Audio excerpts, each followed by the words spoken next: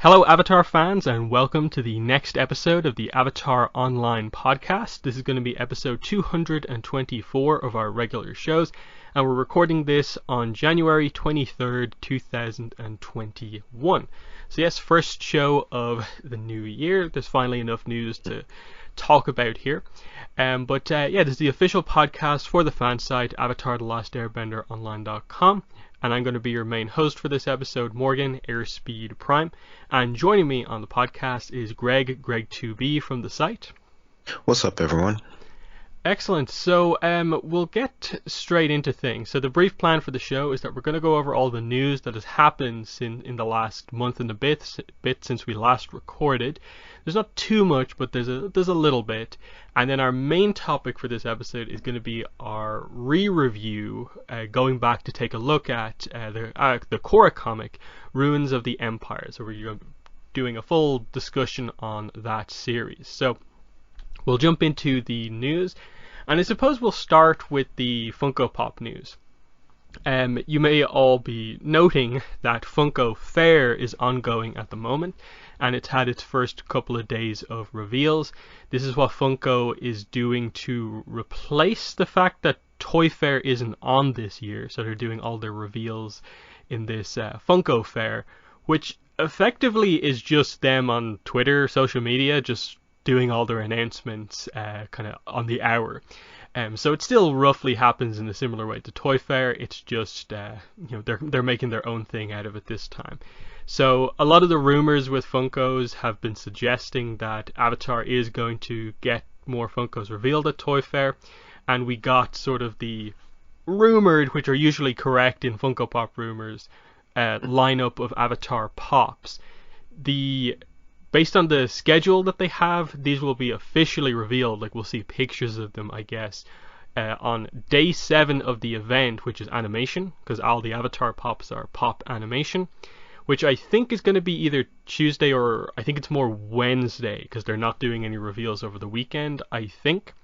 But the rumors are suggesting that the initial lineup of Pops is going to be Ty Suki, Zhao, Ozai, and Aang is going to be getting something called a Pop Super with him with all of the elements, which pretty much seems confirmed to be sort of Avatar State Aang from the end of the series.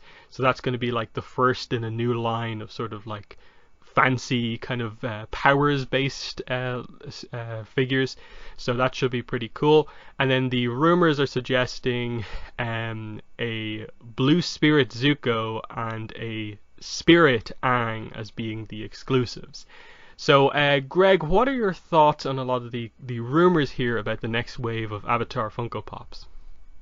That sure sounds like a lot to me for them to come out with, but they all sound pretty interesting to me. It's nice that they're finally getting to some of the secondary characters that we've kind of been looking forward to for a while now. So that's definitely cool if those are what actually is announced officially.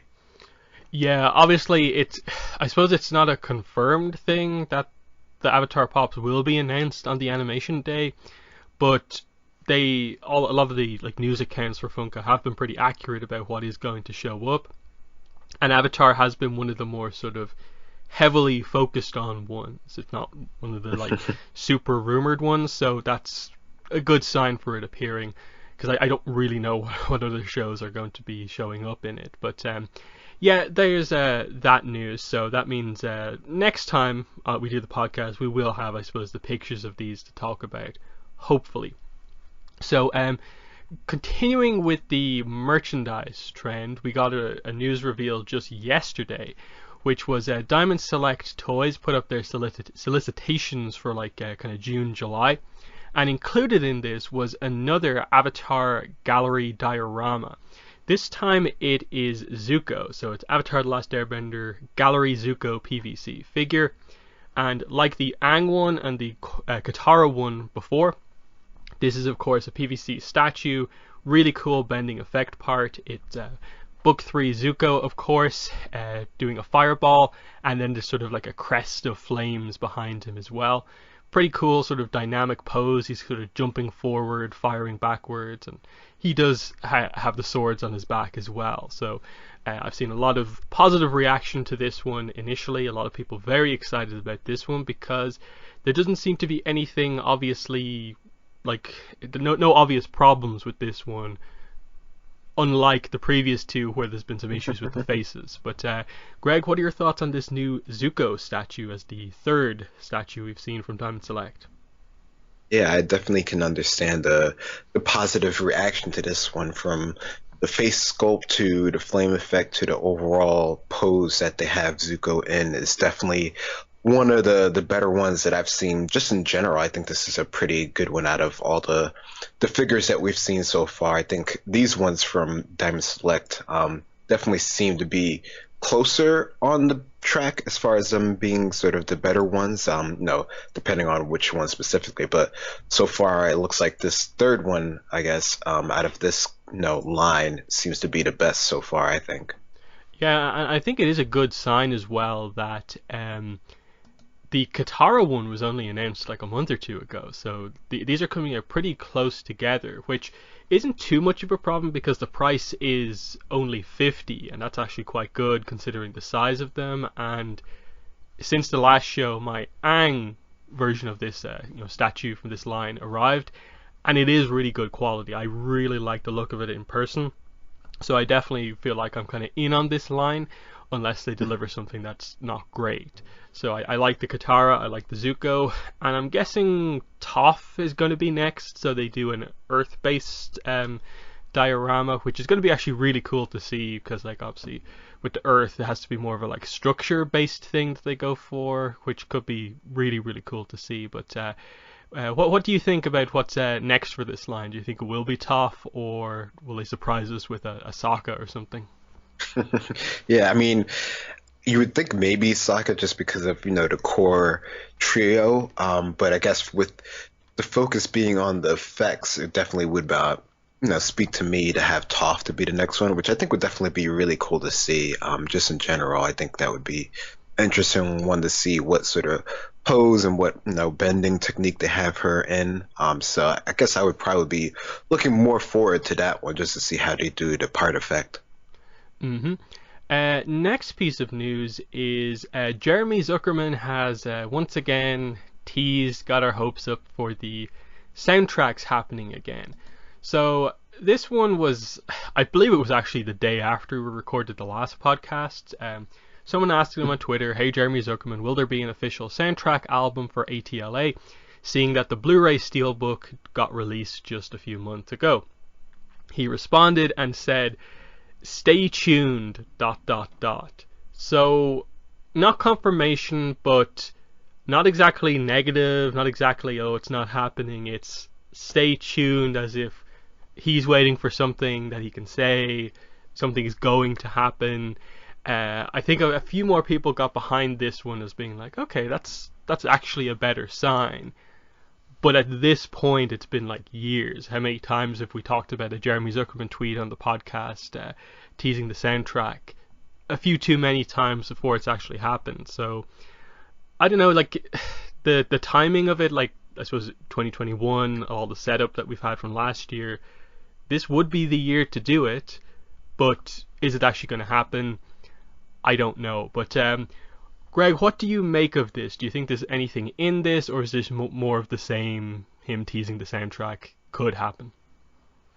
I don't even know at this point. I mean, I guess I don't know. It's such like a little bit of text to put like so much weight behind or whatever. I mean, I'm sure as we've known before that they're willing to do it. It's just there's other forces at play, and they're not they're not the deciding factor at all. So it's not exactly in his control, but I mean, if it comes out, I think it'll be popular for sure. We'll definitely talk about it. But when it comes out, it'll come out. That's all I can think about it. Yeah, and the final piece of news is, I don't know if we can really clarify it as like news or not, but it's maybe not a good sign for the show. Netflix Avatar live action listing removed by Netflix. So this was the thing that Netflix put up really shortly after the announcement of the Netflix live action show was just a listing on their website to show that this is something that is coming. Now, I think initially it had said, coming 2020, and the listing was removed like just before we entered 2021. But I believe just before that they had removed the whole 2020 thing. So the listing was up with basically no information for a while, but now it seems to be gone and there's been no response, because again, this happened like a week or two ago, and they haven't said anything about what's going on with the show. There's been no news about it since Mike and Brian left, other than when they left the show, other people said that the show was still going ahead, but nothing has happened since. And obviously we've seen the sort of tides turn against the show. Initially it went from sort of feeling like, okay, with Mike and Brian on board, it's like 50% of the people are interested, 50% aren't. When Mike and Brian left, it felt like that shifted to like 95% against, only like 5% for. And at this point, it feels like there's very few people who feel that this live action show is even needed. And especially after we had, in 2020, just ATLA the show coming onto Netflix, in everyone's mind, I suppose, accomplished what a live action show was maybe aiming to accomplish. That being getting new people involved, getting old fans back. Well, when you can do that with the show itself, why do you need a live action adaptation? And just the idea of it being kind of redundant at this point seems to be the general tone on it. But what do you make of this? Do you think there's anything behind the listing being removed? Do you think it speaks to the show not maybe about to be cancelled or something?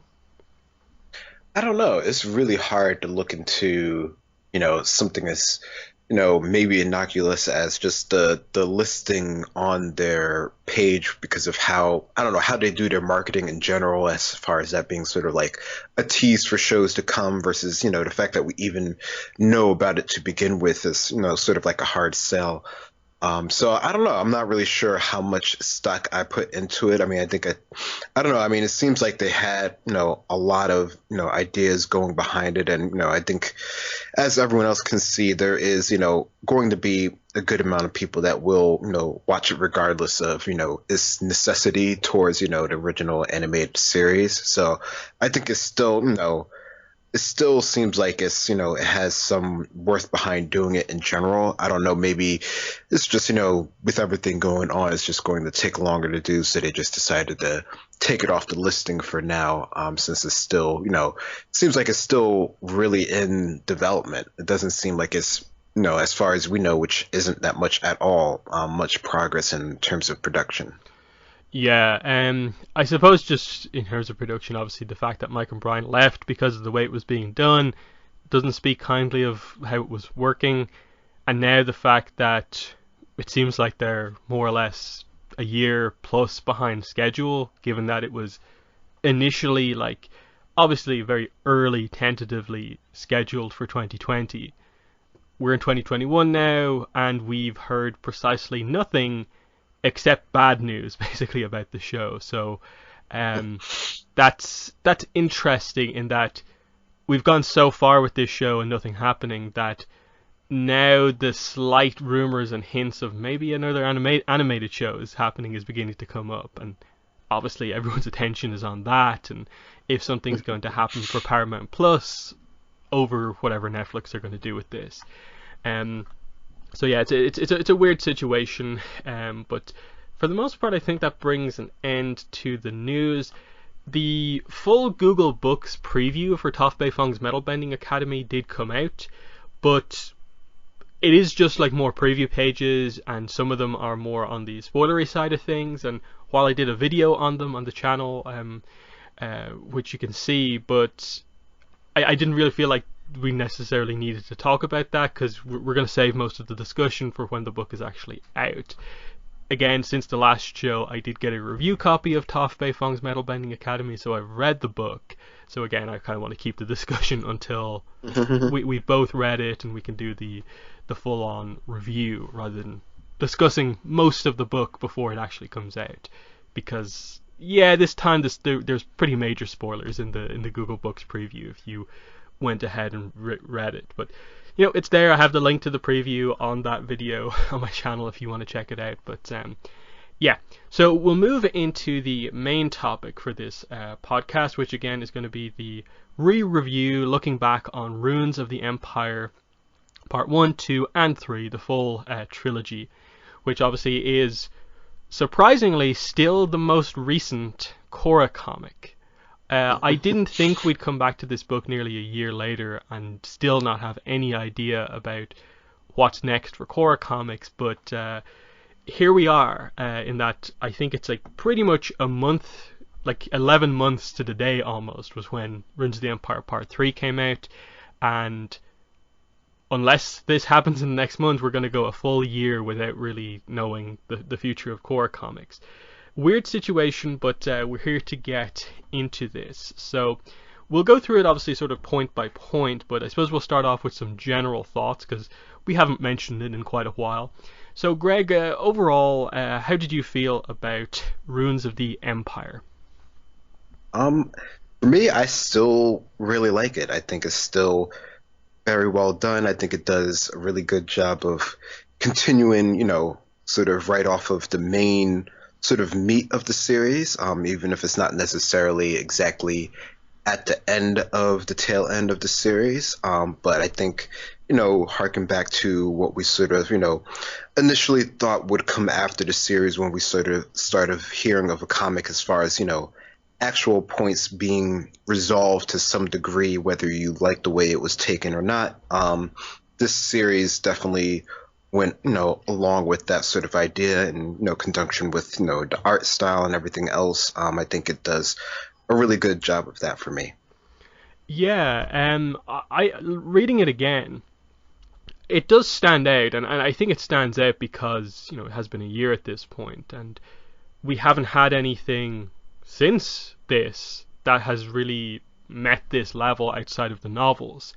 And even in the few comics before this, it felt like there was a little bit of a downturn because obviously Turf Wars is the first Korra comic, wasn't that great. Imbalance in North and South as the most recent Avatar comics outside of the one-shots also didn't fully deliver. This felt like, you know, okay, we're getting back on track, and there's still hope for the next Korra comic, of course. But you know, it does really stand out as being like the highlight of the comics from like the last like 2 or 3 years almost, which is kind of crazy to think about, but it is the case. And in general, like, I really like it because, like you say, it tackles an important topic. Kuvira after the end of the series, that's a big topic. That's like it's like Korra's equivalent of The Search almost, is like dealing with a character like this. And in my mind, they did it well. They didn't do it perfectly because obviously the book isn't perfect, and I think they maybe misused some of the page count. Kuvira maybe wasn't as focused upon within the series as perhaps she could have been, but that Kuvira arc, the surprisingly how good the Wu arc was throughout this book, really made this book fantastic. Surprisingly, I think the letdown was more of like the arc with our main characters, in that you brainwashed like most of Team Avatar, and then it's Korra here to save the day, but with the help of Kuvira. And they were going for the Kuvira-Korra team up, but I think it almost would have been more interesting to do Kuvira teaming up with the rest of Team Avatar to save Korra from the brainwashing. But I suppose we'll get into the brainwashing plot as we go forward. I suppose to kick us off, we might as well talk about sort of the scene that was the big thing in the preview when Part 1 first came out. It's Kuvira's big trial, and this sort of ends up bookmarking like the entire series, is the trial and then the sort of retrial in a way, and Kuvira's response at each point, saying not guilty at the first one and then saying guilty at the second one after all of the development that she undergoes. This as being like the core of the book for Kuvira, I actually really liked, and immediately presenting the whole theme of responsibility, taking responsibility, that in Kuvira's whole life she has been avoiding taking responsibility for her bad actions, and here is the book where we're going to force her to have to deal with that. And we have little bits of backstory along the way, but it's her proving herself to a lot of the characters when she interacts with them, that she is trying to change, and they're being ups and downs. She doesn't handle herself perfectly around the other characters, but she roughly gets there to the point where she makes Korra, she makes Su Yin believe her, as is a kind of plot point in the third part of the book. But what are your thoughts on, I suppose, the start of Kuvira's arc here, how they go about things with the trial initially?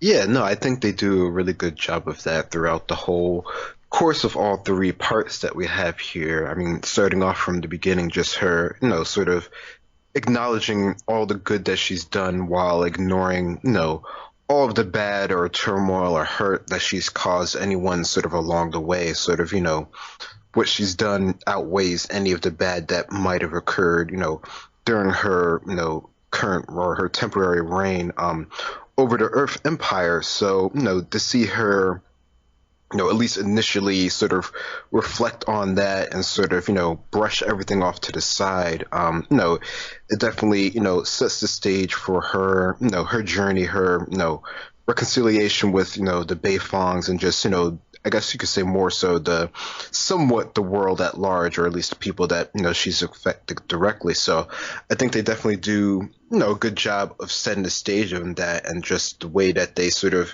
have that go full circle with the ending and the two scenes that, perfectly mirror each other. I think that's probably one of the stronger parts as far as, the story goes overall, and telling, that specific arc, regardless of, if you think that was enough for her, or if there's still more to go with, which I think there definitely still is more. But as far as, I think this is really just, enough to get her started on, sort of the redemption, not necessarily fully, understanding it, because clearly she still has, some things that she needs to work on. But I guess you can see here, as you mentioned, that, she's trying to put forth at least the effort to show other people that she's changed. And I think she, at least by the end of it, has a better understanding of what that actually means, since throughout all of the flashbacks that we see, that's not something that she quite has understood, even from when she was a lot younger.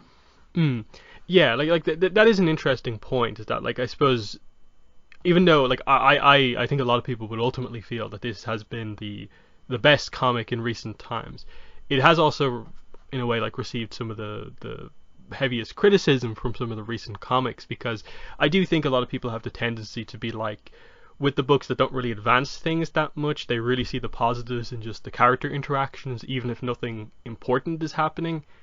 Yet because this book actually had some ambition and, tried to do this major character arc with Kuvira, it gets the criticism for not nailing it perfectly. But like you say, I don't think this was meant to be the full Kuvira character arc, but just the key starting phase of it. And she's now sort of in play in the story. She's not just hidden away in prison like Zahir is. That's what this book accomplishes, is that now, because of this book, and we know we can trust her, the characters will go to her if something comes up. She can be a sort of, fill-in member of Team Avatar at times, because she's part of the Beifong family again, and is on friendly terms with Su Yin, Korra, and so on. And the other members of the team are also beginning to sort of, see something in her. That's all really good, but they don't resolve everything. There's still her relationship with Batar to come back to. I think there's a lot of stuff with the family to come back to as well, because this is probably the section of the book that they needed to do the most with, and they kind of just did the bare minimum. It's good what we were presented with, but it definitely, I think, surprised me in each book that there's only a page and a half of backstory in part 1, part 2, and then there's 2.5 pages in the final part. Whereas I think we were expecting more of the search, where a third of the overall book is a big flashback. And what we've been saying for sort of years on the podcast has been that the big problem with Kuvira is that when you introduced the character, you never made it clear enough in those early days before she was the villain that she was meant to be viewed as Su Yin's daughter. And then when that reveal came out, there was never any scene to highlight that this character had that relationship with Su Yin. So scenes like Su Yin trying to assassinate Kuvira and why Kuvira left Zaofu in the first place, there was so much context missing. And we get the origin here of her, being, given away by her parents, why her parents give her away, how Su Yin takes her in and, deals with her, always gives her the benefit of the doubt and so on. They still miss the mark in terms of never showing a happy moment with the family. Because I suppose for me, reading it again, the Opal stuff is kind of weird because she's like Kuvira's harshest critic almost. And the only flashback scene with Kuvira and Opal is like Opal being like incredibly harsh. She's very, very young, but saying that like no one wants her, to someone who's meant to be her sister. I don't get why the book never had one final flashback to show Kuvira with happier times, to maybe establish where her friendship and romance with Batar came from, the good side of her relationship with Su, like we I suppose at least saw in one scene back in book 3 when they were doing the metal bending interpretive dance stuff. That's where I think a little bit of the problems come out, in terms of not focusing on it enough. But the core idea here of she was too much for her parents because she was so powerful, and she had this problem with controlling her temper and anger. Basically they described it as impulse control almost. She kind of has none.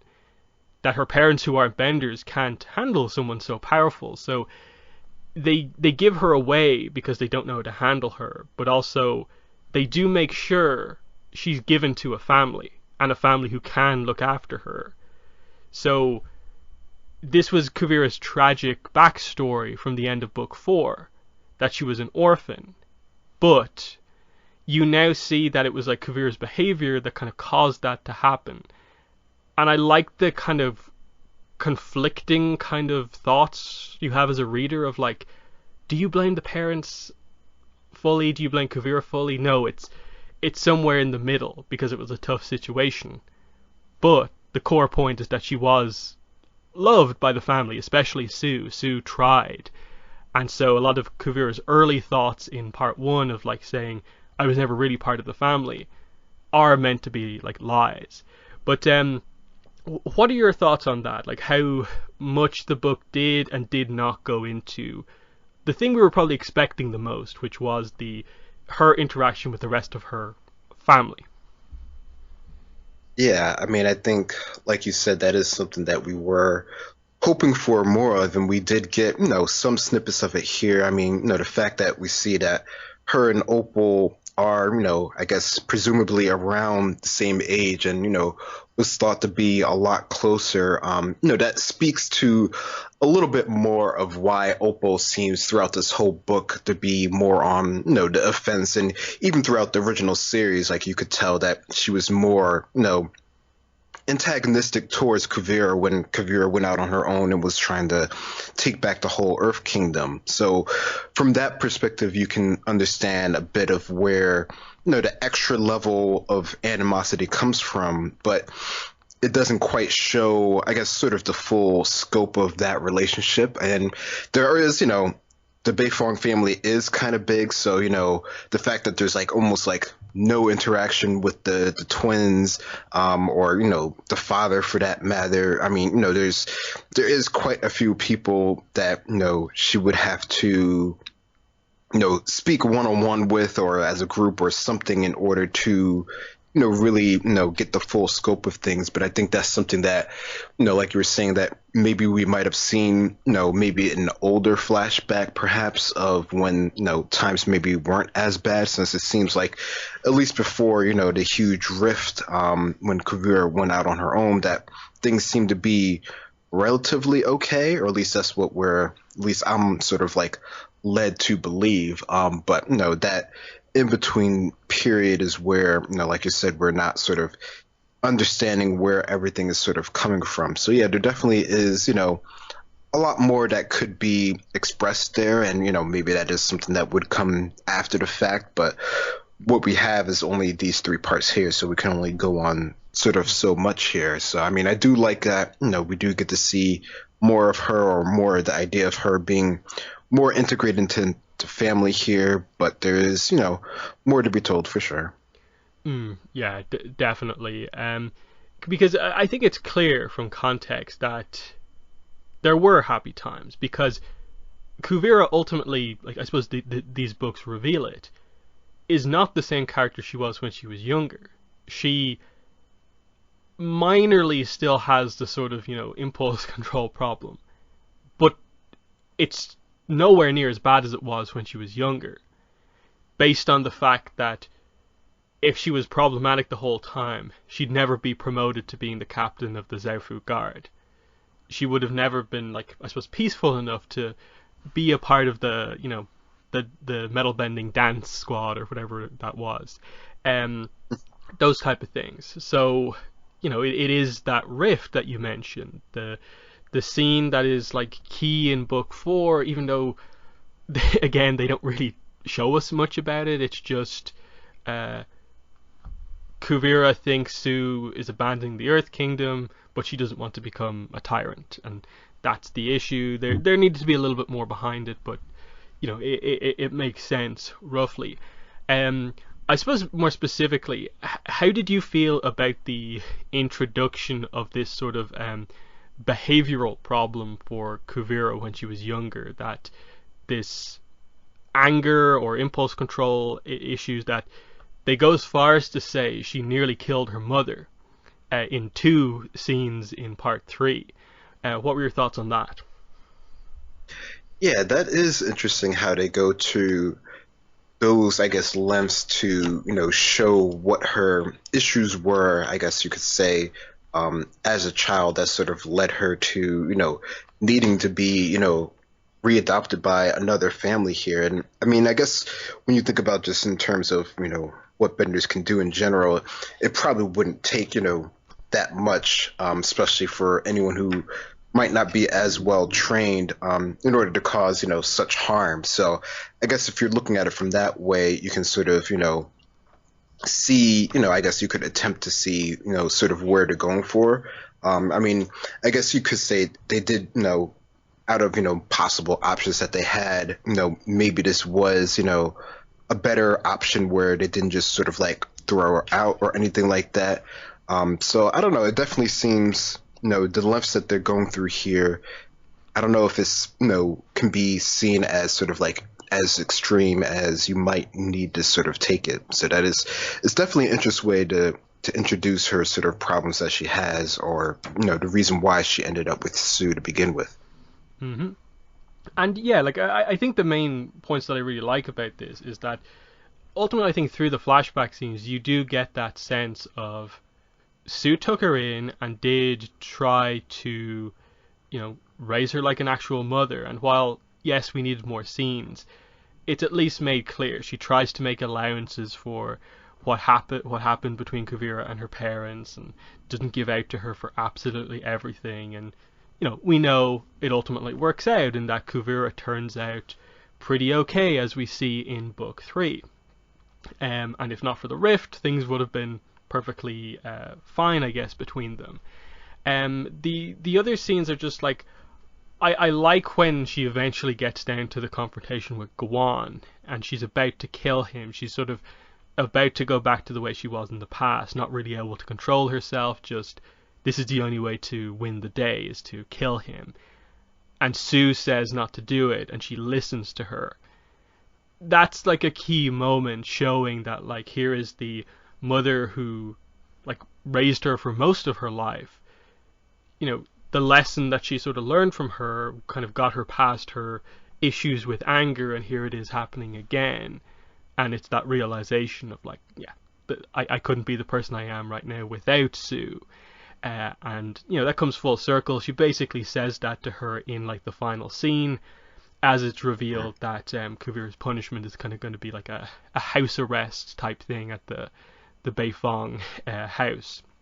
So a lot of that stuff towards the end I did really like, of just her taking on all the responsibilities, and she's made amends for some of it by the whole premise of this book, joining with Korra to defeat the remnants of the Empire. She accomplishes that, and so a lot of characters get to see that change in her, and that if she helps with this, then there's no need to kind of treat her like the same way as you treat Zahir. But what were your thoughts on some of the sort of final parts of Kuvira's arc here, as we saw her sort of character growth here come to a conclusion? Yeah, I mean, I think you definitely do see the growth of her character by the end of it, even though on her sort of journey to, showing that sort of final growth, she sort of, breaks out a couple times and, sort of goes, almost sort of, rogue in a way to sort of, accomplish what she thinks is going to be, sort of the right thing, which is sort of, harken back to her original issue of, the whole split and the rift with the Earth Empire. But I mean, she is, like you said, she is able to sort of be talked down at the last moment here, which, definitely does show some progress on her part. And, the whole idea that she does have the Beifongs behind her, I think is a real sort of like strong point that they have here. Just, the strength of their family and their, the strength of having, her being part of it for, however much, she thinks or everyone else thinks that, she's really sort of part of the family, it's enough to sort of keep her on the right track, which is something that, from the beginning she didn't really have. So I think they definitely do a good job, at least bringing home that she does have, a support system in place, whether, she's able to sort of, understand it fully and sort of come to terms with everyone is something that we'll be waiting to sort of see. But, the fact that she doesn't kill the commander in the end shows something there, at least. Yeah, and I think this really is like a different Kuvira we're going to see when we do get to see her again. We already saw a glimpse of it right at the end, just because she's sort of dealt with this since like her parents gave her away, that she's always being abandoned, that she deep down maybe felt like she was never properly or truly a part of the family when she actually was. And now that she realizes that she is, after accepting the responsibility for everything that she's done, that is going to lead to some growth just individually between her and all of her siblings, and Sue, of course. And so it will be exciting whenever they come back to this. Again, it's the thing with the comics is obviously like, will they come back to it or not? Because there's so many plot points the other comics haven't come back to. But you can see the potential for things like, say, Opal brings Kuvira on a mission and you get to see the two of them bond more. That's one of the key dynamics that they sort of presented here, but it still needs more time. Sue and Kuvira as well. And then, like you sort of alluded to earlier on, we'd like to see her interact with like Wei and Wing. They're also her brothers. Like, what's the dynamic there? And then, of course, Kuvira and Batar. So the reunion of them is like a kind of an important plot point here, a bit of a kind of cliffhanger reveal almost, that, we're going to deal with this as well while we're at it. One of the more kind of intense moments from book 4 is Kuvira's betrayal of Batar, and we come back to that here, and just the reveal, like we already knew. He loved her 100%, and she made a decision, the Empire over him. But again, like happens here a lot, characters who have a very set view of Kuvira interacting with this new changed Kuvira do begin to open up and see something in her. And so you can see the seeds of their relationship sort of coming back, where they're complementing each other when they're working on the reverse brainwashing device. And hopefully as we go forward, maybe we can see this actually happen. We might get some flashbacks to how it happened in the first place, and some of the questions that we had. But I liked how they did it, that he as much as he loves her, he just can't see past that she betrayed him for the Empire. Uh, but I liked how they did that. They came back to it. What were your thoughts on the Kuvira Batar dynamic in the book? Yeah, it definitely was a good point that they made to sort of come back to it in general and sort of give us our, some more answers on that. Because I think, throughout the original series, the whole idea of them sort of being in a relationship and not having sort of like any real context was sort of like, is this a real thing? Is this just sort of to get at Su Yin? Are they just doing this for, political reasons or anything like that? Even, on sort of like the final betrayal is still sort of, hard to sort of grasp the full, I guess sort of depth of their sort of relationship, not having, a great set of context for it other than we just know that, obviously they've been together, just in terms of, being in the middle clan for a long time. So I think, getting more of that here definitely helps to set the stage better than we've ever had before. So that was definitely much appreciated here. And yeah, we do definitely see a turn in their sort of relationship as they're sort of working on the machine here. So, it does have, a bit of progress here. Will they ever be back to the place that they were before? I don't know. That doesn't really, I don't know, if you can sort of infer enough of that. This really doesn't seem like Batar wants anything to do with that, but, they, like you said, they do leave that as like a open cliffhanger to find out if he's, even okay with her, being under house arrest in the same sort of house there. It's going to be, kind of hard to avoid each other at that sort of point there. So I don't know. There definitely is a lot that could be told from just, them being set there in the middle clan. So it definitely would be interesting to see if they do continue, that sort of storyline, how that might get resolved better in the future and, how that would go, how her sentence goes in general. I mean, I guess, you could say it's almost kind of convenient that they're both under house arrest in the same place and they're all sort of like in the same sort of family, more or less. So, it's definitely sort of like the best case scenario as far as, committing, like bad atrocities and, it's like the best of a worst case scenario. So it would be interesting, just to see how that does work out if it does. Yeah, like at the very least, I suppose what the book accomplished was we had so many questions after the betrayal of like, did she ever care about him? Did she only like use him because he was like a high-end scientist?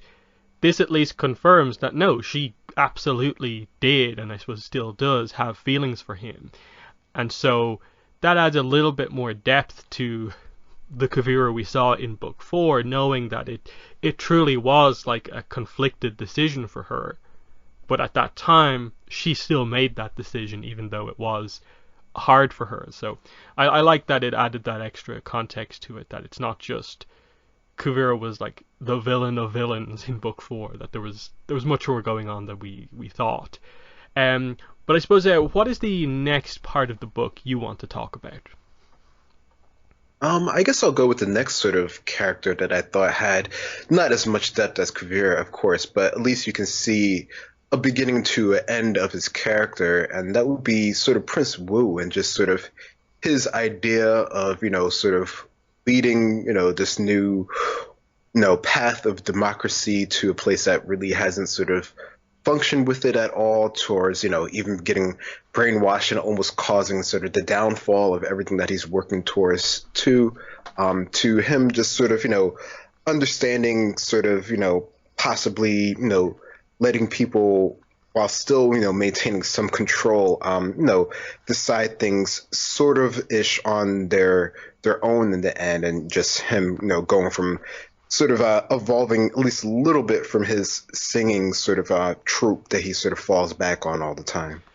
Yeah, like in book 4, Wu in this comic is like the surprise hit almost, because book 4 managed to really bring his character around from being, the joke. You're kind of like, why is this annoying character been teamed up with Mako? Like, why does Mako have to suffer this character for most of book 4?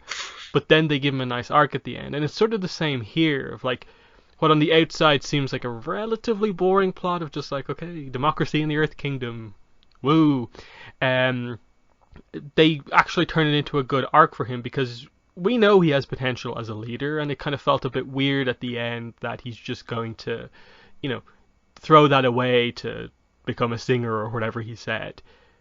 Now we see that in action, and they address it in a very realistic way of like, okay, we're going ahead with it, and it seems like the right thing to do, but then the people of the Earth Kingdom are not used to this, that it's ultimately the right direction to go in for the future, but suddenly changing the Earth Kingdom, the most like, you know, set in stone nation in the history of the world, completely changing the way they're run, is not going to work that smoothly. And so just that slow arc of him realizing that he's done it too quick, there is this emphasis on he's sort of running away from his own responsibility, that he should be more of a leader and actually like lead the Earth Kingdom now and be the leader they need, while the, you know, slow to medium speed transition to democracy happens.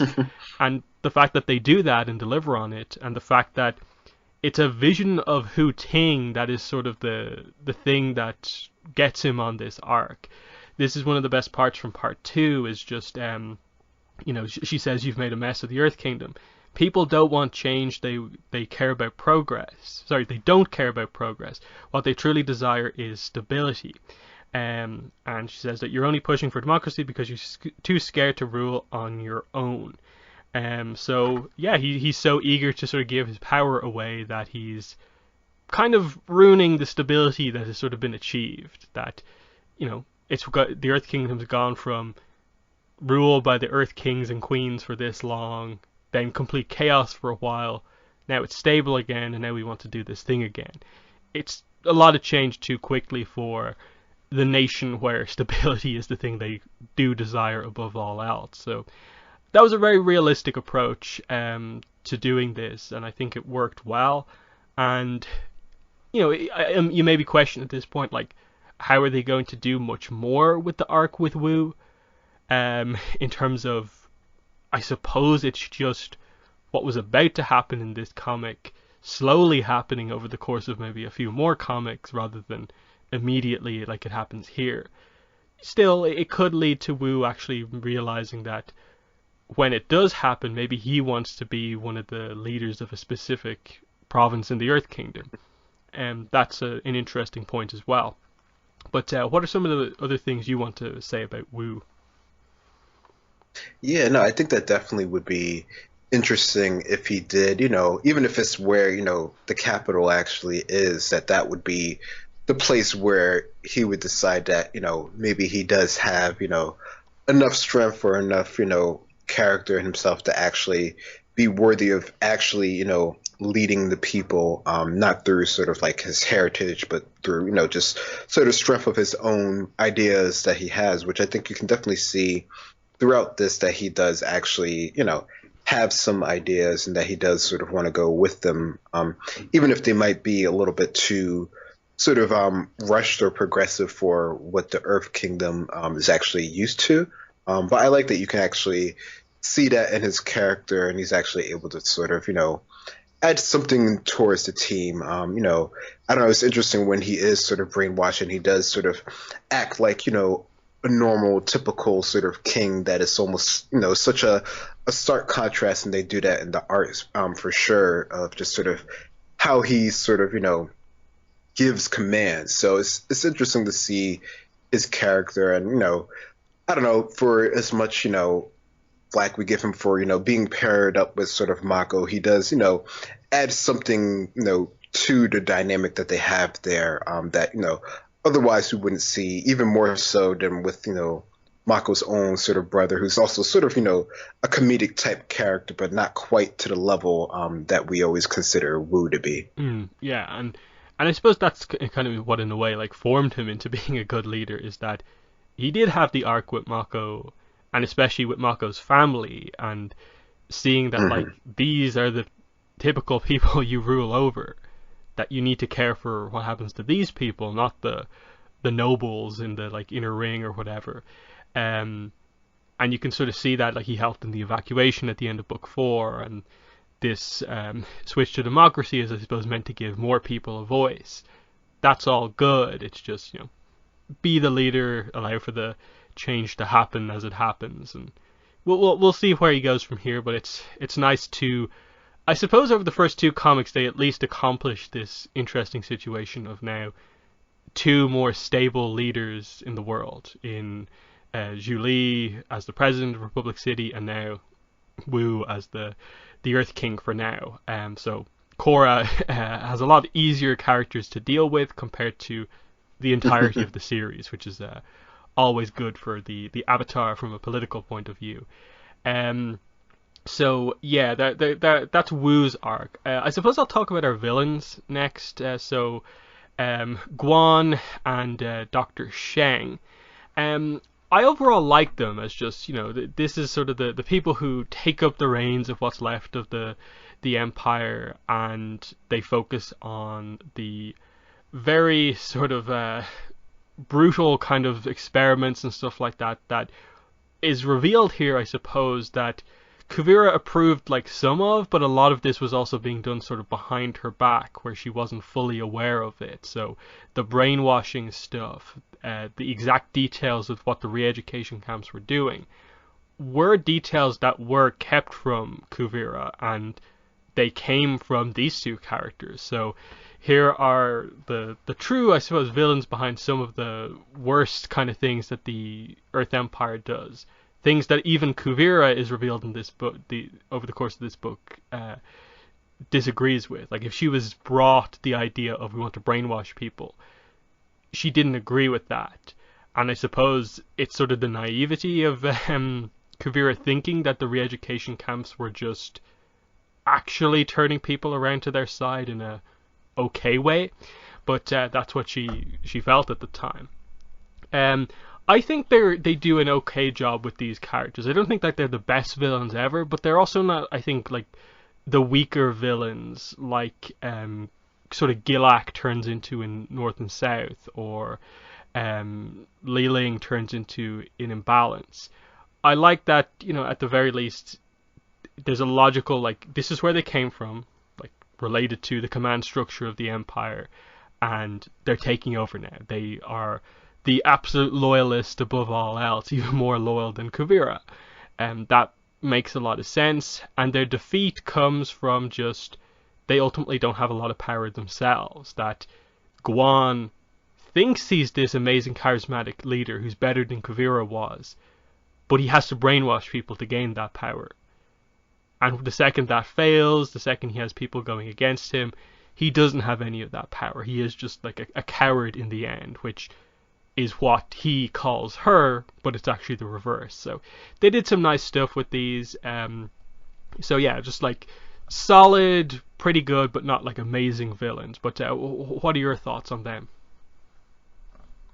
Yeah, I mean, as far as villains, like you say, it's not really like the strength of their powers or the strength of, the people behind them, their actual forces that really make them, sort of great villains in that sort of way. It's more just sort of, the ideals that they have, or the place that they were set in from, the previous sort of, command structure that leads them to have, this sort of force at all, which is, why even from the beginning, he makes note that he was never going to, like, go toe to toe with, any of these, sort of, forces, such as like the Avatar or, Republic City or anything like that. Like, he's, actually trying to participate in, the system that's in place. Now, he is, cunning enough to know that, he just can't sort of win it on his own, and, they happen to have the means that, may not be officially endorsed by Kuvira, to actually go ahead with this sort of plan, because, this is sort of what he's been working towards. And, he does have his own section of loyal forces, that presumably aren't all brainwashed. That's part of sort of the re-education and training, regiment, that was put in place. But in this case, it was more towards him versus Kuvira. So maybe because of, the location that they were at, and, the whole reason why Kuvira set him to take control of his forces, kind of backfired in terms of what she was hoping for here. But as overall, you get to see sort of how, Commander Guan and Dr. Shang sort of work together. And, it's nice to see that there is, some history here between Dr. Shang and Batar. So you have that whole connection there as well, which I think is cool to see sort of, where some of the other technical, sort of advancements that the Earth Empire had actually came from. Mm-hmm. And what's the next thing you want to talk about? Sure. I guess probably sort of almost sort of thrown to the wayside here, but as far as part of team, Avatar here that we have with Korra, we do have, Mako and Bolin here who, have their own, I guess, mini arcs here. I think, Bolin, as we're always sort of mentioning, is always still trying to find his way. Mako seems to know what he wants to do, at least, even if he comes off a bit sort of awkward at times. But unfortunately, they do get sort of thrown to the wayside in this one after a certain point, unfortunately. Yeah, like this is probably the main weakness of the book, like especially when you see the three of these characters on the front of part three. But it's not really these three characters because when they're brainwashed, they're just these like separate characters, and it's just sort of their skill sets being used against Korra, Kuvira, and so on.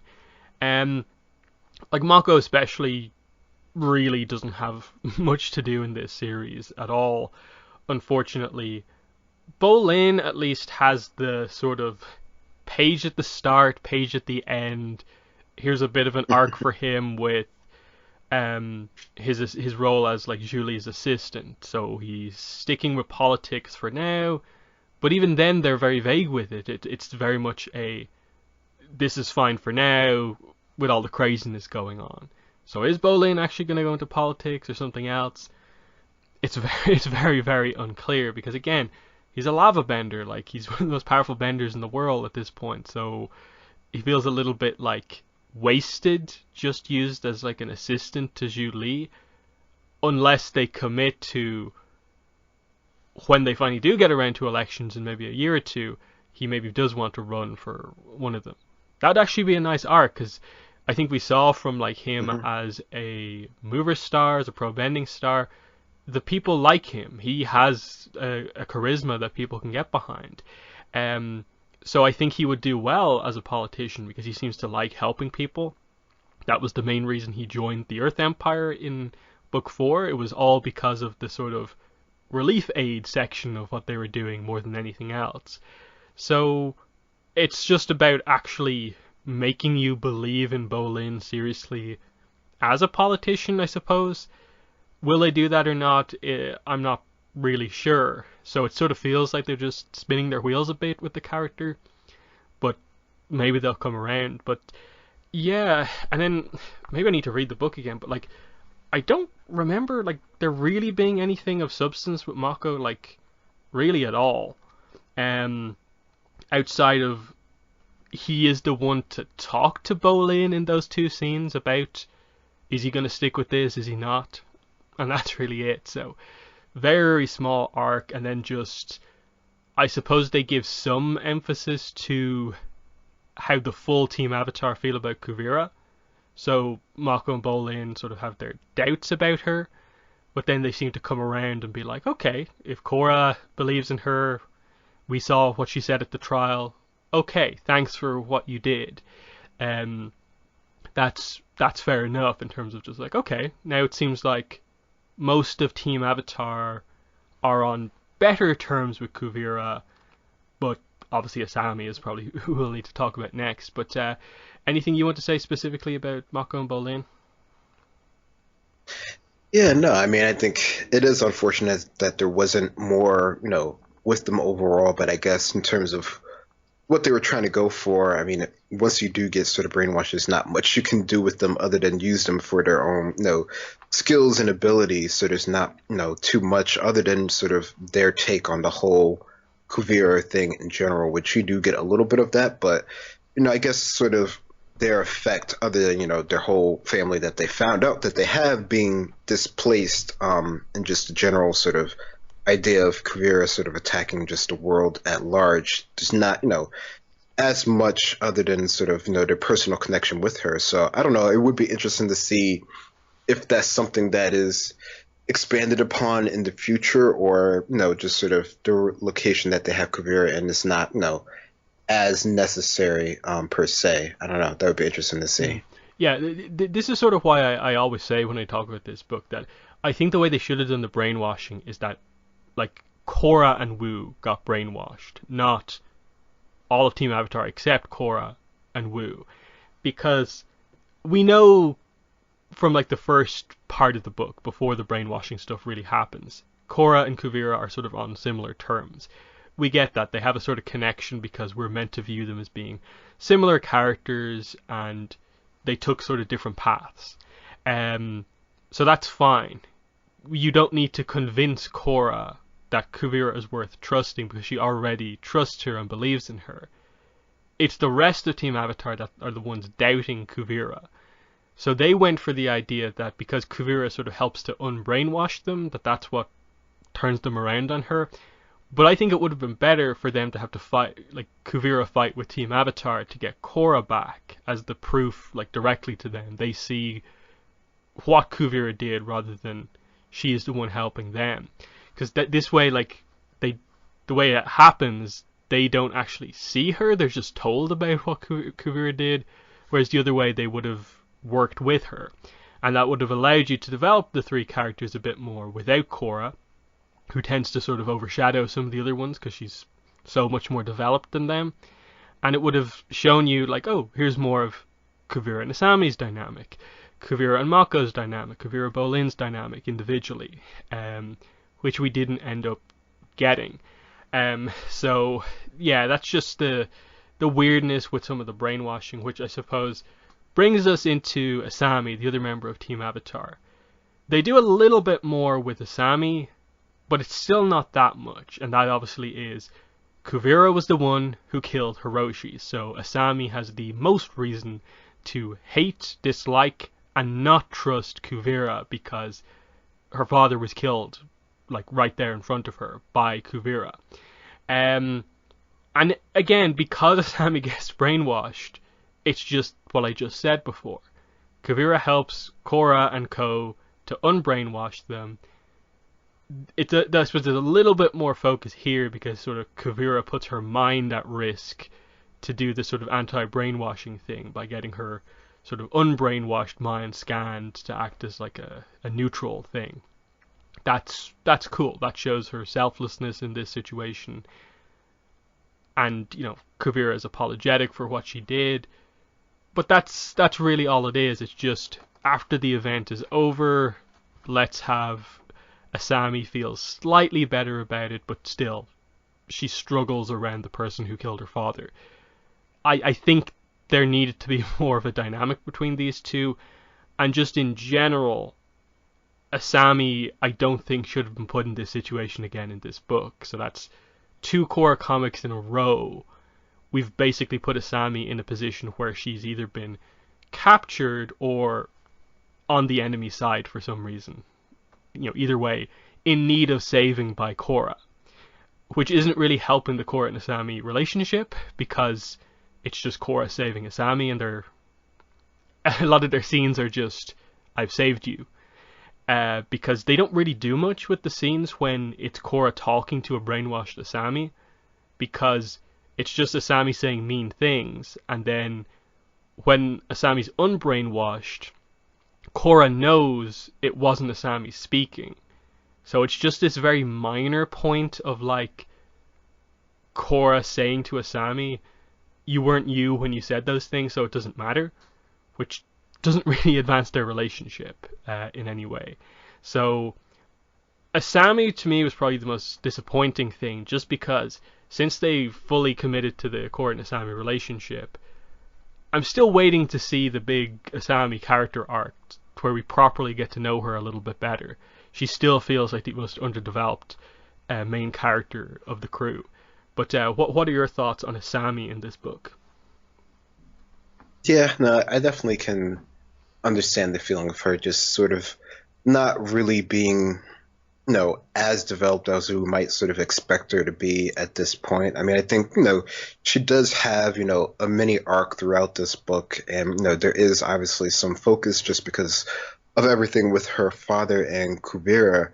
Um, but yeah, I mean, I guess, being under the brainwashing just in general for any of the characters that were under that, it just automatically it takes them out of the picture somewhat, which I don't know. I mean, I guess the whole idea is this is, even if it is, about Kuvira, there's still, even if it's not on Korra's character in general, is still, being that it is her book and her, the show around her, it is still more or less focused around her interactions with everything else, which you definitely can. I think, is something that comics can do is they can, take the leap, if they're willing to, of course, to focus it more so on around other characters. So more going towards the idea of, your idea of, flipping, the sort of brainwashing idea with how well that would work or not with it being core underneath it. I'm not really sure, which is maybe why I would, lean away from that sort of aspect. But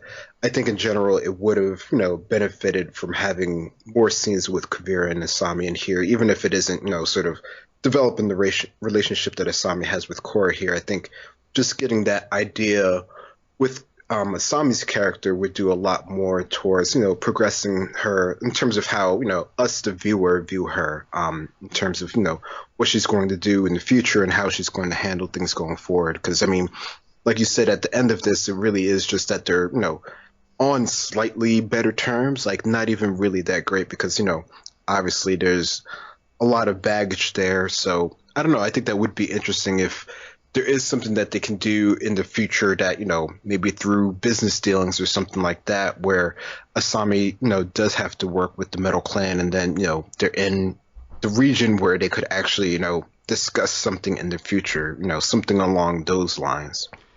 Yeah, and that's where like yeah, like you kind of almost need to have a situation where Asami, not brainwashed, is like saved by Kuvira directly. That would be like a key moment. But yeah, it's just need some good Asami stuff, which is like that's the situation. Like we know there's another Korra comic coming, but we know nothing about it outside of it's going to be a trilogy, but we don't know if it's going to be one shots or if it's going to be like a proper trilogy like Ruins of the Empire. But the interesting thing is that the characters that I think we wanted to focus on is basically like anyone except Korra. Not because Korra's bad, but because Korra's already got the development. Like she is not the character we need to focus on beyond just that I suppose her being the Avatar is always going to be a key part of the plot. Character wise, it has to be Mako, Bolin, and Asami, and I'd say Mako and Asami over Bolin even as the focus. But when are we going to get around to that? Hopefully, it's the Fire Nation story because that would be very fitting. Because of course, we have Fire Nation sort of connections sort of all over the place because of that. That would be cool. But yeah, that's my thoughts on the Asami situation. But do you have any other talking points about Ruins of the Empire?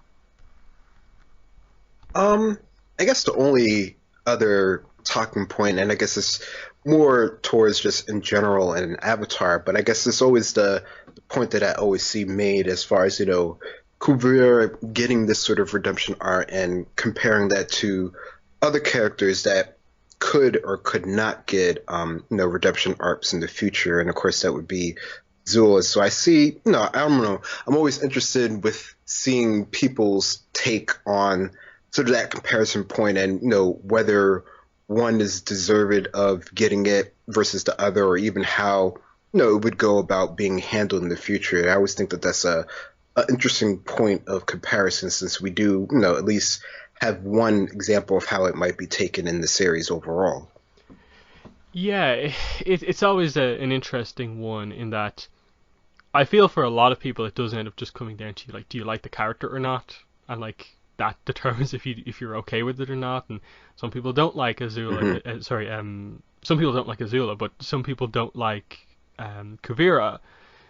so they're not going to appreciate a redemption arc. But I think this book did a good enough job at, presenting a lot of different aspects to it, and I think you can redeem her. Like if we're okay with, like, Zuko can be redeemed, I think we can be okay with Kuvira being redeemed.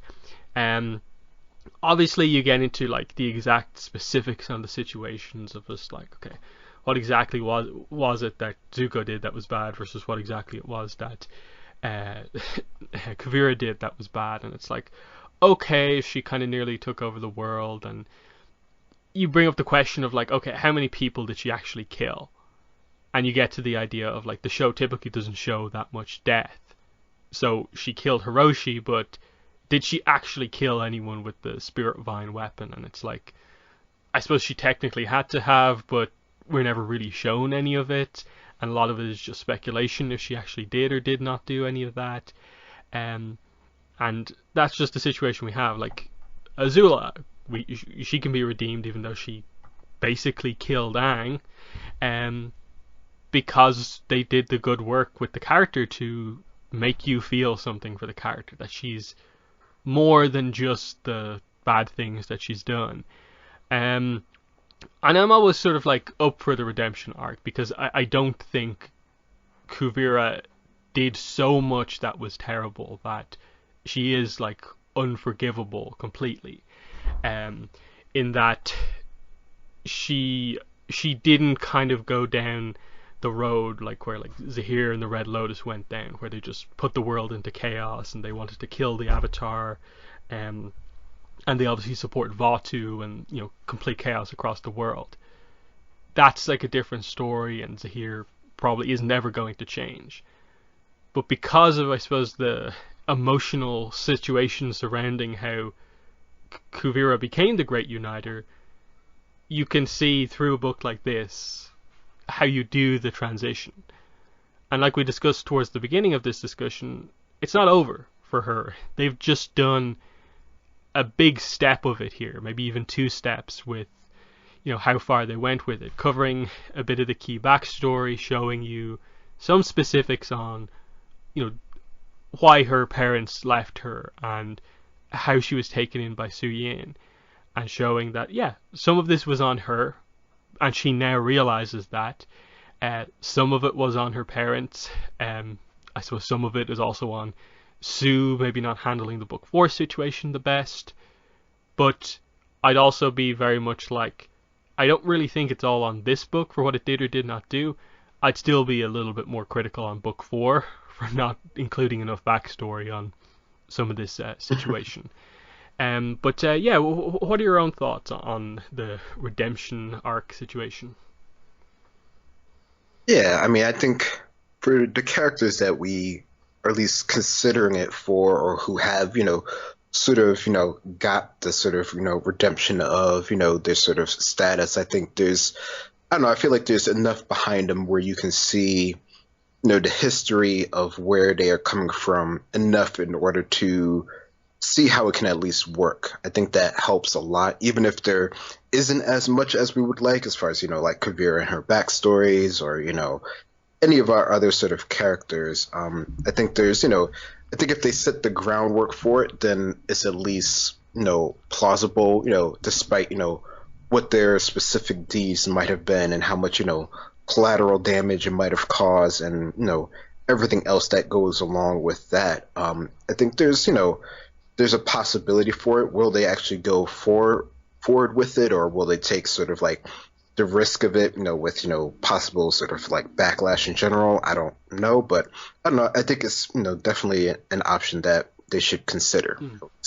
Yeah, the other point I'll make on this is just that I do think in general Avatar as a franchise is a quite positive and, like, idealistic franchise. So I think as much as possible they were always going to do the situation where they're not just going to place every single villain they capture into prison and that's the end of that villain forever. They're doing that with Zahir because I think he's very set in his ways, but even then he has such a specific kind of view on things. You're kind of fine with him just being who he is. He'll be in prison. He has his own sense of freedom from within his cell. We don't need to redeem Zahir. He's fine. We don't need to redeem Ozai, because we're not meant to feel sympathy for him at all, really. Zuko, we are. You're meant to feel sympathy for Azula because she was raised by Ozai, but not raised, properly. That a lot of the tragedy surrounding the family affected her as well, even though she doesn't show it until like much later on, and she's suffering from that now, whereas Zuko has gotten past a lot of that.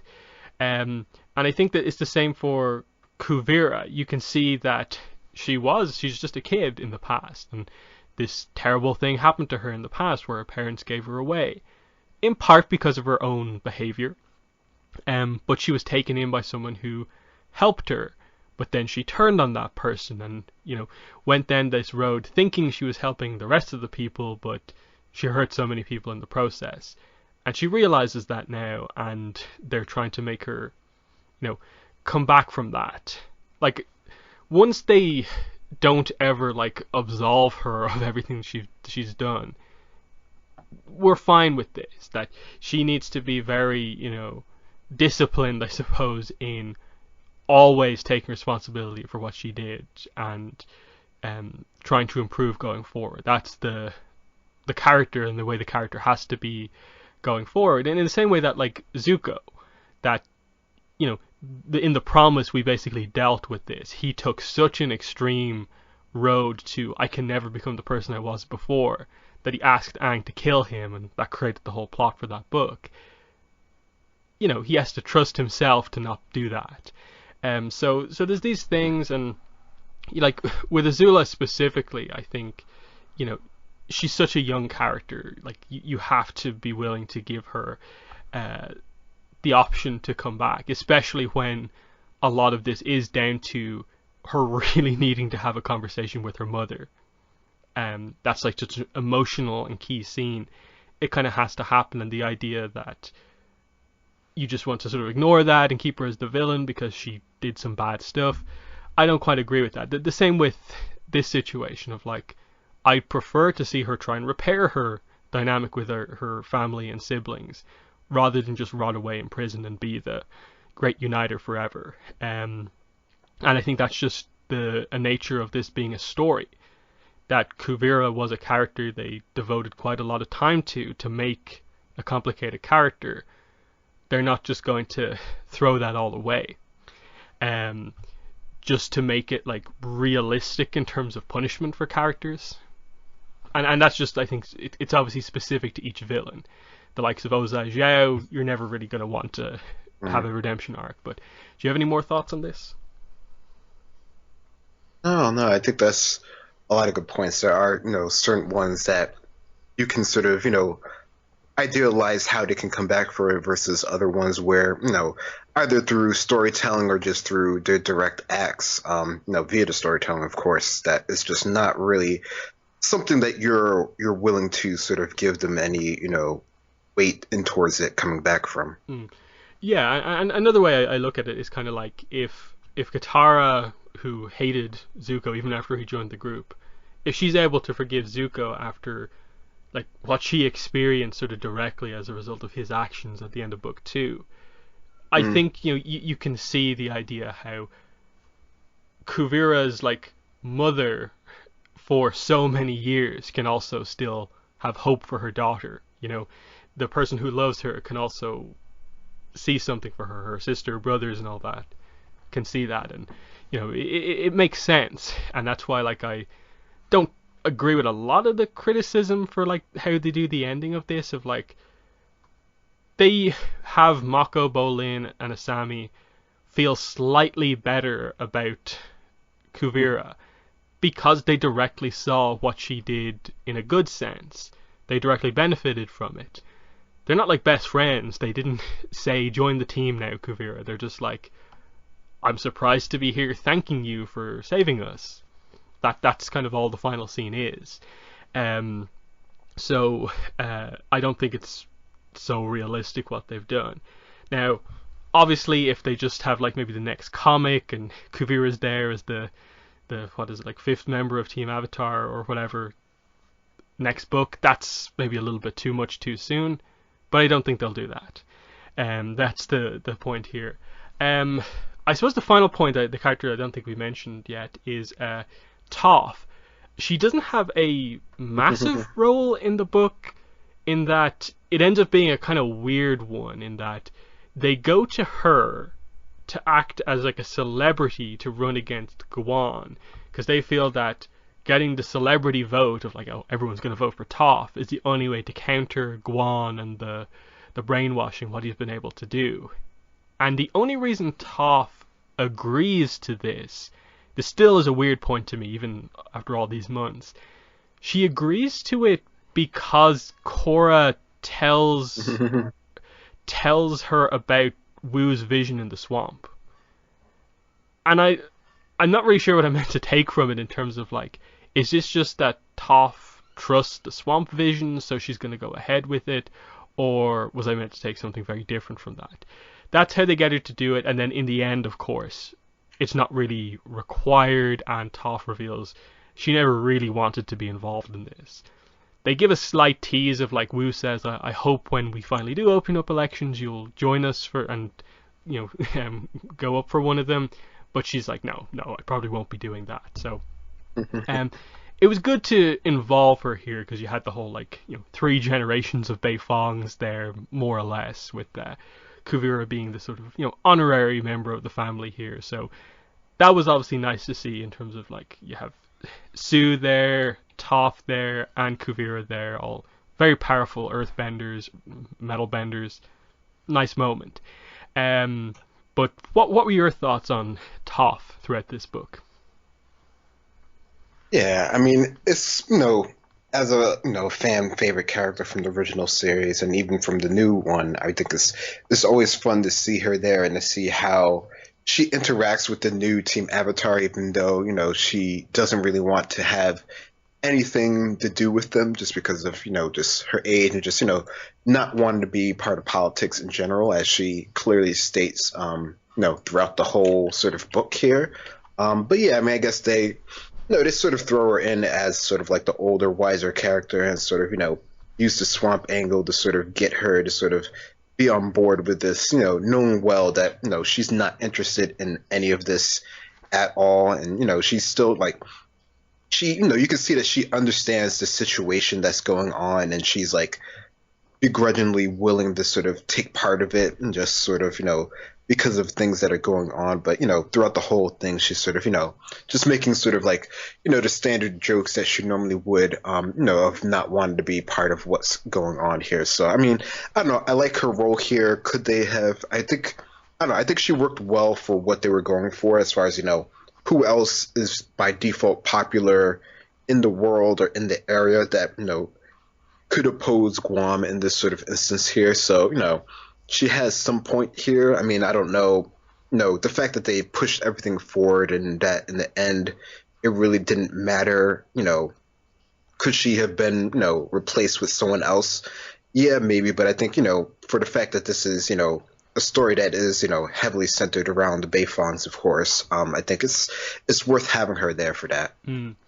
Yeah, I bet the only thing I maybe wanted from this book was like, I would have maybe appreciated like Toph interacting with Kuvira a little bit more, just because if she was as big of a part of the family as they want us to believe, that would also pretty much mean that she has some sort of a relationship with Toph, maybe from when she was younger, because obviously they heavily imply, of course, that Toph's been out in the swamp for the last quite a few years, so that would suggest why she hasn't seen her before. So I don't know, maybe Toph has sort of gone into exile after, Kuvira joined the family, but still, this book kind of really was Kuvira's one. Getting some advice from Toph would have been nice from the Kuvira perspective, but I suppose there's room for that going forward. We'll see where they go. But I think that's most of the main points from Runes of the Empire. So yeah, it's one of those books where there's maybe a little bit more to criticize, but that's because the book attempts to do so much, which a lot of the other books kind of really haven't. Especially the likes of, say, like the one shots that we're getting at the moment from Avatar. There wouldn't be as many in detail conversations to have there. And even the newer book, Toffbefung's Metal Bending Academy, which is out next month, there's maybe one or two things to talk about, but not really that much else extra. At least here, there's the whole future for like all of our characters. Kuvira as the sort of spotlight character here, Wu as a surprise hit. There's a lot going on here that's quite good, and they're also doing like the world building with the politics in the Earth Kingdom, and that's all pretty good. They just need to follow it up pretty well at this point, and everyone wants to see Fire Nation because we haven't seen it in Korra. A lot of the Fire Nation characters are important, and some of our characters have Fire Nation sort of family history as well. So there's reasons to go there, and that would be something fresh. And if we're doing political plots, we probably need to address where the Fire Nation is sort of politically at this point as well. And focusing on Izumi would be a good way to do that. So that's where I want them to go next. I definitely would prefer we take a little bit of a break from just like Republic City or just the Earth Kingdom in general. And I think that the Fire Nation probably is the right change of pace. Maybe have a side plot with the Airbenders back at the Central Spirit Portal, but that's kind of where I'd want it to go. So yeah, what are your final thoughts and I suppose hopes for the next Korra comic after just going back and reviewing this one? Yeah, overall, I really like this. I really like where they were heading. I like how it does, push, the story overall forward. And yeah, I mean, for the future, I mean, like you said, the Fire Nation obviously would be a fan favorite for one if they were to sort of tackle it. I mean, there definitely is a lot more that they can do here or in Republic City for that matter with, Dooley as the president. So I don't know. I think there are, ways that they can sort of, interplay the different locations together, as well as, having our core characters here. I guess this really depends on where they sort of see our characters sort of staying towards in the future. But, there's nothing to say that they can't, go anywhere with, the different sort of jobs and businesses and everything that they're sort of doing right now. So I'm definitely hoping they move it towards other locations as well, as far as just progressing their characters as well. Mm-hmm. So yeah, that's been our re-review, our look back at Ruins of the Empire. So yeah, we're still waiting for the next Korra comic announcement. There's been no like teases or rumors. There never really is about when these announcements are going to happen. But obviously, the further we go into this year, the later that means it's actually going to come out, which kind of obviously means we're pushing it like later and later back into the year. At this point, I suppose we have solicitations up to June, I think, for the Suki comic. So if it doesn't get announced this month, guess that means it misses July as well. So it probably means maybe August is the earliest, assuming they announce it next month, and then we don't even know what the scheduling is. And I think that's just a lot of the frustration about this, is that we know so little. Like, we don't know if it is going to be Mike back as the writer. We don't know if it's Michelle Wong on art or we're going to get someone different, and that's not a great position to be in, especially when Dark Horse with the Avatar comics have taken a direction that isn't the best, I suppose, for the future of the franchise. And if they did the same thing with Korra, we'd be in a pretty rough spot, given that there doesn't seem like there's going to be a novel announcement anytime soon, and so on. So I don't know. I'd be very shocked if they left it too many more months before announcing this. To me, I'd say like the absolute latest they can release this is like November.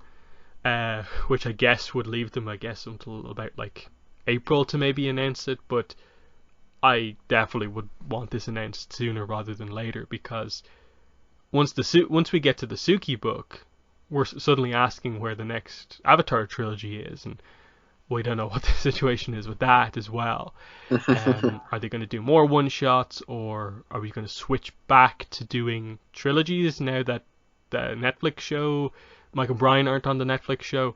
Lots of confusion, but where do you stand at the start of 2021 on upcoming Dark Horse announcements and when they may or may not happen? I don't know. It's really a hard thing to figure out, it seems, because we know that they are working on stuff. They have mentioned that over and over again. But it seems like things, with just, I guess, how things are progressing in general now, there's everything's really, really sort of in flux. So yeah, I mean, like you said, you would hope like, they wouldn't go too much longer with actually announcing things. And after Suki comes out, then we are sort of like back in limbo. And if that were to happen when there isn't anything for Korra, then we're just like doubly in limbo, without any sort of definitive idea of when something's coming. So I mean, I would definitely hope sooner rather than later, a month or so, but I don't really, I don't know. I think it's really a hard thing to tell. Mm. Yeah, because like I suppose we're still also waiting for stuff like the Smoke and Shadow omnibus hasn't been announced yet. That should be I guess announced within the next few weeks. The same goes for so the next one is going to be the Book 2 Spirits Deluxe art book, and that will have to be solicited at some point soon if they're going to keep the schedule they've had up to now. And then there's obviously that mysterious sixth book that's part of that deluxe set, which is going to be a new book, I think. Whatever that is going to be cool whenever we get it. So yeah, in terms of like news that we know is coming, obviously as we talked about at the start, the Funko Pop announcement is going to be, I think, Wednesday is when the animation day is for the reveals. And then the next Avatar comic is Toffbefung's Metal Bending Academy, which is out right in the middle of February. So that'll probably be when the next podcast is, to coincide with the release of that book. And we'll do our usual review of the new content there on the Toff comic. But yeah, other than that, that has been episode 224 of the Avatar Online podcast. It's been myself and Greg. Thanks for listening to this podcast, and bye. Bye-bye.